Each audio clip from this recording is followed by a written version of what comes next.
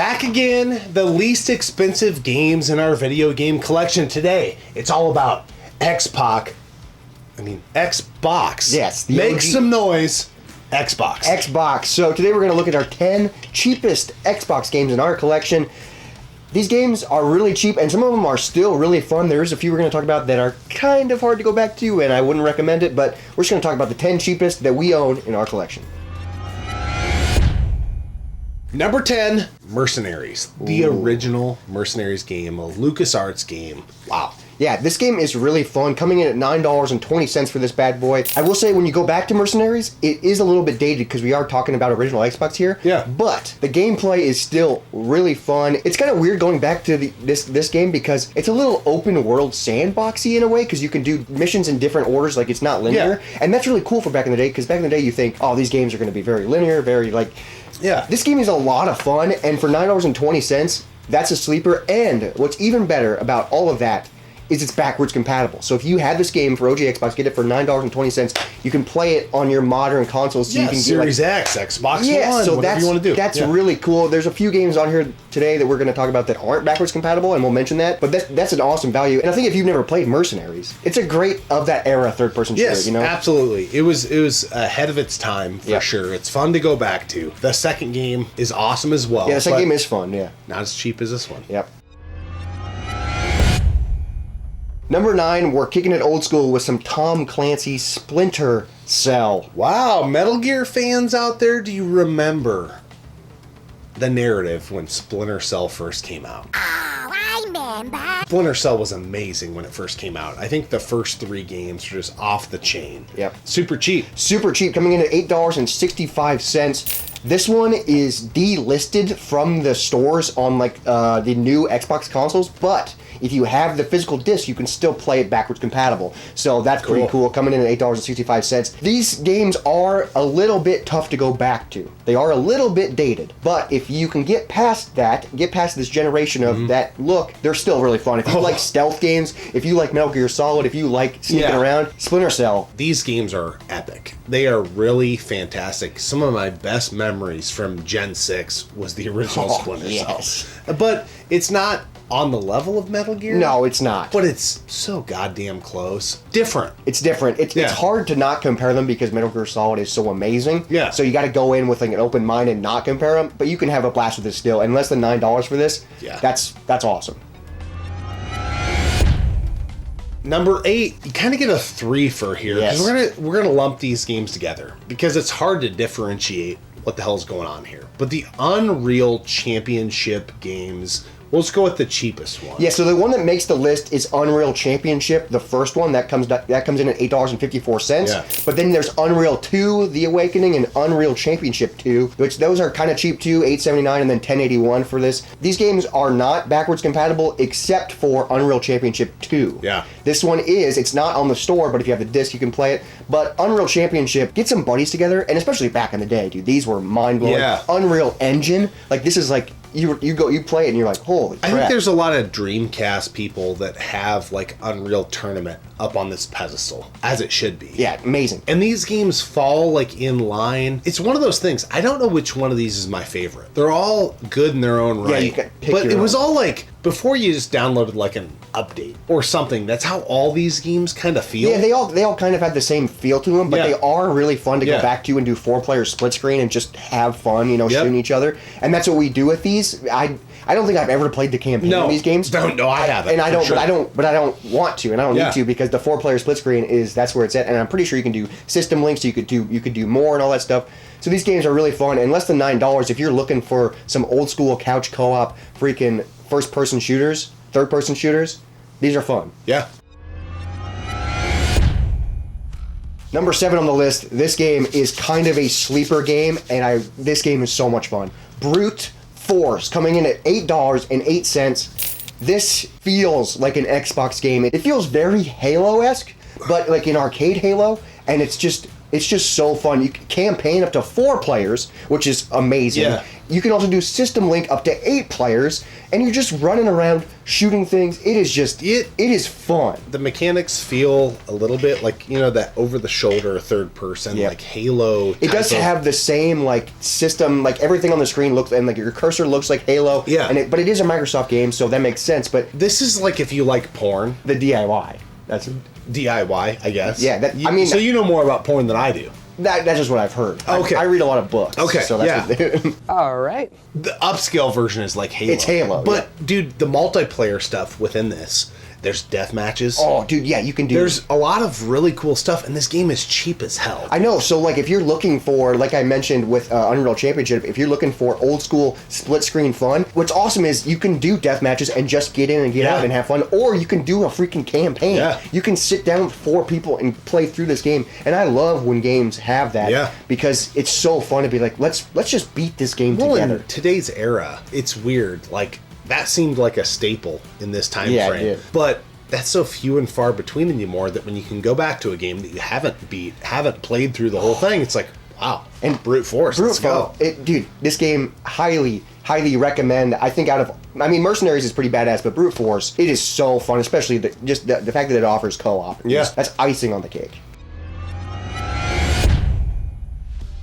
All right, little game called Counter-Strike. Yes. A Valve game. This game back in the era was insane, especially if you were a PC gamer. For sure. And this game is kind of dated in the sense that this was all about online play. It was all about online. Now playing it, I'm sure there are people out there that have ways to get this on servers and all that stuff. Yeah, but for the casual fan like us that own this game, you can't really do much. So it's match based. I don't even think there's a campaign. But you can play it with bots. You can play with bots, but I don't think you can even do multiplayer. Yeah. I think it was strictly designed for online, which is wild because obviously I remember a little bit of online from Gen 6. I don't remember games being strictly online, but this game is. I remember a lot of being online in Gen 6. Yeah, but even the games that you were too playing, little. I was too little. Yeah, you were just a little boy. It makes sense why this game is You're so a little Bo Peep. And I was playing with my sheep. Yeah. It makes sense that this game is coming in at $7.92. I honestly think it could be cheaper. It should be cheaper because there's not much value here. But back in the era, this game was a big deal. Yeah, I think a lot of what we're talking about, though, in this whole episode is the OG Xbox is so easy to get into. Yes, it's so easy and so cheap. Yeah. Next up, this game is really fun. I believe it's also on like PlayStation 2 and all that stuff. And that's Prince of Persia: Warrior Within. I believe this is the 5th installment in the main series, the Prince of Persia games, which is wild. I don't know how they all connect. I've never really beat all of them, so I don't know the story. But if you like action-adventure, hack and slash, melee games, like, I'm just going to say this, if you like God of War, you're gonna love Prince of Persia. Like it's different, but it's kind of the same in a way. The Prince of Persia games are sweet. Like there's puzzle mechanics, so there's like platforming, like the melee with the swords and everything. I remember during this era, I had a PS2. My brother had a GameCube, and he had the original Prince of Persia from this era on the GameCube. Oh, and that was the game that I was like, whoa. Okay. Especially on the GameCube. Yeah, like, what is cool. This? But yeah, this is like, I think the 3rd game during this era that came out. But nonetheless, it's rad as hell. It's really cool. Ubisoft, yeah. Yeah, like, and this is a game that when you go back to, it's like, oh, this is still so fun. It still looks pretty cool. I don't think it's backwards compatible, so you got to dust off your old OG Xbox to play, but we have one hooked up, so we don't have to worry about that. This game is fun. Medal of Honor Frontline. Yeah, you're in the front line, baby. For the Medal of Honor games, this is a little bit before Call of Duty just took the ball and ran with it. So when you go back to it, you're like, this isn't Call of Duty, but you got to think about the time. Yeah, and Frontline, I don't know what it is, and maybe it was just unique to me, but when that came out, it seemed so mind-blowing. That opening scene where you storm the beach in Normandy, and you feel like you're actually in battle. Like, yeah, and coming off of like playing like the PS1 Medal of Honor games, which are awesome in their own right, a little bit dated now. Yeah, but this was like, holy cow. Like in an era where generational leaps were possible, this felt like the next era. This is it. Yeah. And then, a little bit later, the next gen, when you got Modern Warfare, it was like, holy shit. You're like, okay, Call of Duty is now taking over. But it's weird that I put Medal of Honor in that Call of Duty space because this game was so badass when it came out. I remember getting it on my birthday. Oh, yeah, for and your playing birthday? it on an old CRT in my dad's basement. That's my dad's awesome. like, "Oh, you don't want to come out and hang out with the family and stuff? It's your birthday." And I'm like, "No, No, I'm at the beaches, man. I gotta save the country. Like, so this is so fun. $6.85 for this bad boy. I think if you've never played it, it's still so fun, especially that opening mission. Yeah. Like, obviously, you gotta like remove it from Call of Duty and remove it from all the modern stuff and kind of take yourself back to the era. But it's still like you feel badass when you play this game. 100%. It's epic, and it's still that mission is still epic. The whole game's pretty solid. Yeah, but that's just starting with that. You're like, let's go. I'm ready to be on the front line. And at that price, what are we doing? What are we doing? Very unique entry here. Yes. The game's kind of poor. It's kind of poor, but do we have fun with it? Yes. It's cheap. It's a light gun game. What? No, it's not. Oh, it is. It is a light gun game. It actually is. Starsky and Hutch for the original Xbox, coming in at less than $6, $5.92. Co-op light gun game, kind of. Because one person's driving the car and the other person's shooting the gun. So only one person gets to use the light gun, but still kind of fun. Is it bad? Yes. But it's still kind of fun. Like, Yeah, it's like- you gotta, if you like bad things, and we talk about that in a lot of these episodes, if you like bad things, you're gonna have fun with this. Well, there's nothing else like it. Yes. There's nothing else like your buddy being able to drive the car.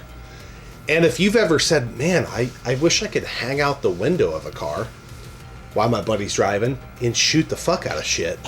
This is your game. Well, there is a game, I can't remember what the name of it is, but it's an arcade game where drive and shoot or whatever. But that's, you're driving and shooting one person, you know. This is like, okay, you want to drive this time and I'll shoot you, I'll drive and you shoot.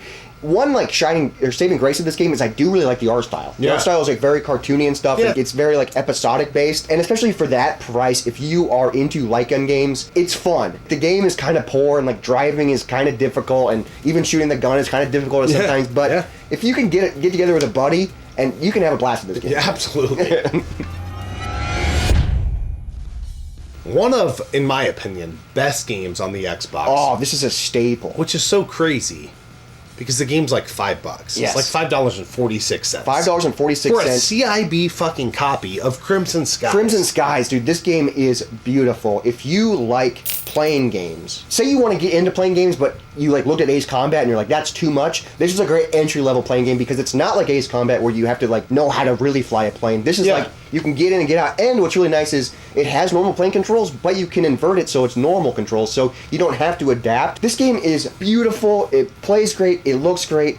And icing on the cake is it's backwards compatible. Yep. And if you don't want to spend $6 on get a physical, it is also available on Game Pass. Yeah. So if you pay for Game Pass and you have a modern Xbox, you can still play Crimson Skies and you get like the enhanced version and all that stuff. This game is a true treat if you like flying around shooting things. It's one of I guess the best like tech demos, if you will, of what this generation and the Xbox was capable of. It was really pushing like the hardware. Like even going back, and we played it a little bit before we filmed on an original hardware, I was like, damn, this is beautiful. Yeah. It plays great. It looks great. Like Crimson Skies is just a gem.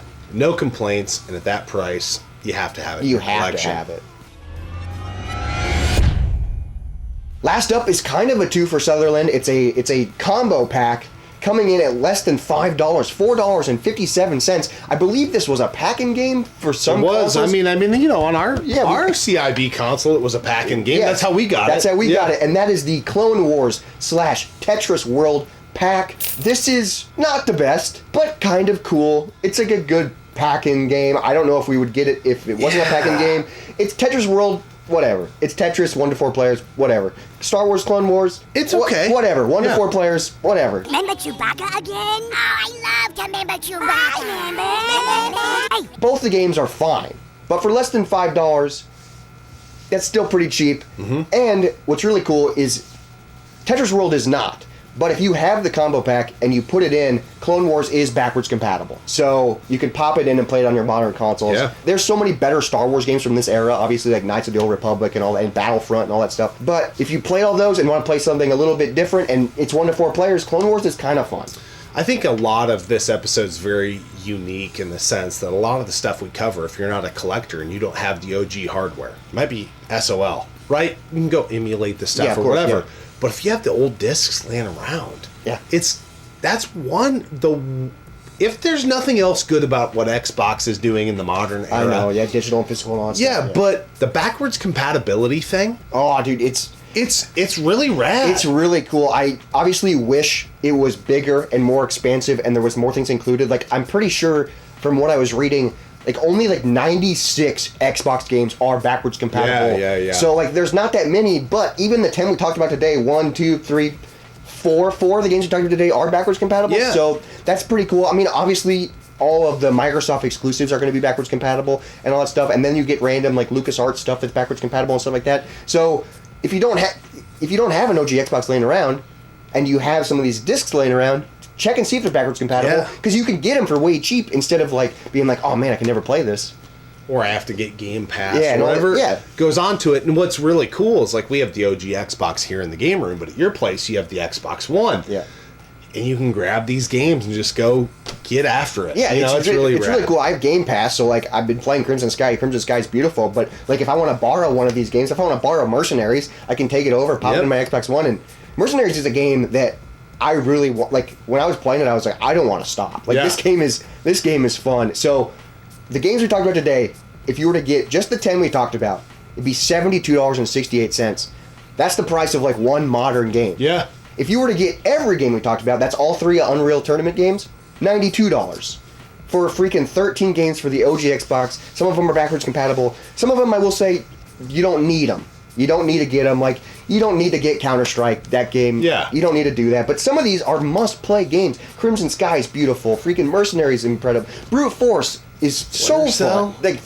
Yeah, Splinter Cell, Frontline. Like, some of these games need to be played. They're must-play games. And at these prices, like, you don't have to break the bank to play video games and have fun. Yeah, and I love this series, although we've heard people say, oh, we don't want to see this, and you guys are only... we're only talking about this. Flexing, your collection, whatever. No, it's not about flexing. Look how cheap being a retro gamer can be. Which is, that's cool. That's what it's all about. So go dust off your freaking Xbox and play some of these games, because the Xbox is freaking, it's still a powerhouse, dude. I remember when Bill Gates and The Rock came out and freaking debuted it.